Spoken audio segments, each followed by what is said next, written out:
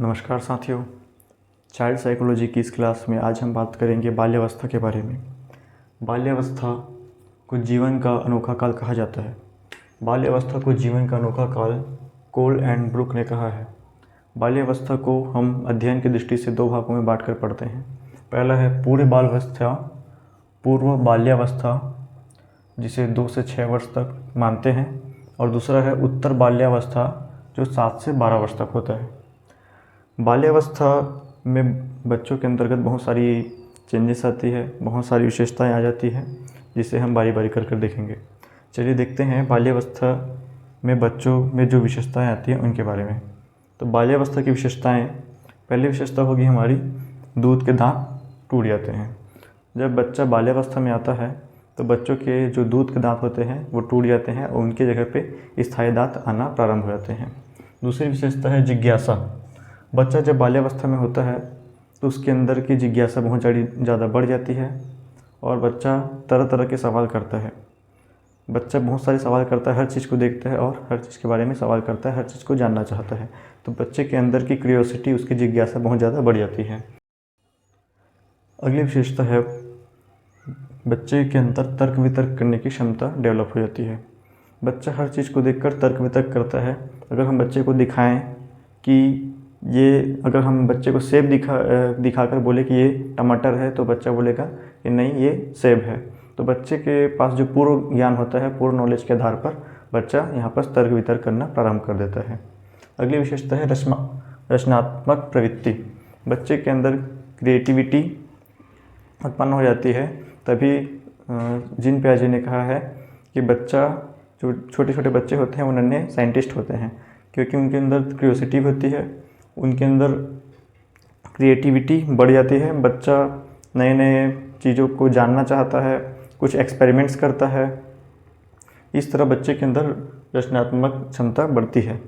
अगली जो विशेषता, इकट्ठा करना या कलेक्शन करना। आपको भी याद होगा, जब आप बच्चे रहे होंगे तो कुछ यूज़फुल चीज़ें, कुछ अनयूज़फुल चीज़ें, हर प्रकार की चीज़ों को हम एकत्र करते थे, इकट्ठा करते थे।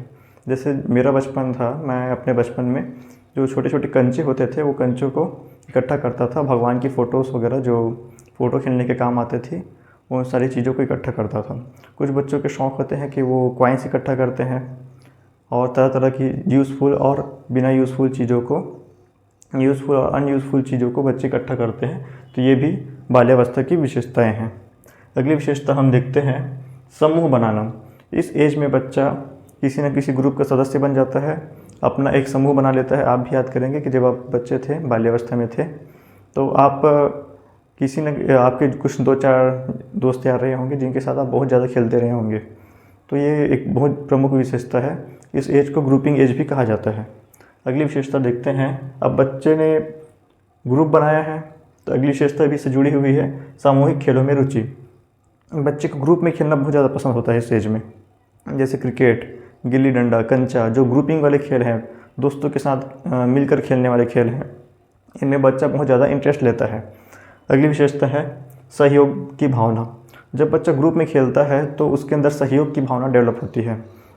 बच्चा एक दूसरे के सहयोग के साथ खेलना प्रारंभ कर देता है, अपनों से बड़ों का सहयोग करना प्रारंभ करता है, अपने फ्रेंड्स, अपने मित्रों का सहयोग करना प्रारंभ कर देता है।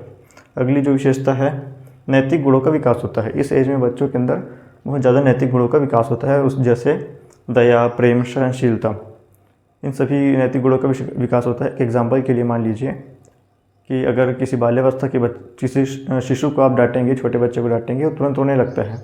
लेकिन जब इस एज में बच्चा थोड़ा बड़ा होता है, आप उसे डांटेंगे तो बच्चा तुरंत नहीं रोएगा, अपितु कोने में जाकर या एकांत में अगर उसे बुरा लगा है तो रोता है, लेकिन सामने में रोने का, अपने आप को कंट्रोल करने का प्रयास करता है।